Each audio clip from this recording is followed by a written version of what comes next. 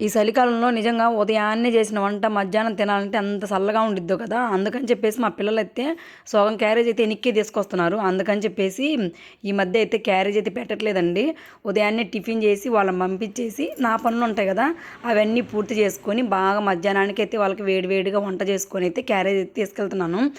ఉదయాన్నే క్యారేజ్ పంపిస్తే నాకు ఇంకేం పనుండదండి. ఇంగ మిషన్ కుట్టుకునే పనే. కాపోతే పిల్లలు తినట్లేదు కదా! అందుకని చెప్పేసి కొంచెం రిస్క్ అయినా పర్లేదు అని వేడి వేడిగా చేసుకొని వాళ్ళకైతే తీసుకెళ్తున్నాననమాట. ఇప్పుడైతే హెయిర్ ప్యాక్ ఒకటేసుకొని తలస్నానం చేసేసాను. ఇంక మధ్యాహ్నం వాళ్ళకైతే వేడిగా వంట చేసుకొని తీసుకొని రిటర్న్ వచ్చేటప్పుడు నాకైతే మామిడికాయలు కనిపించాయనమాట.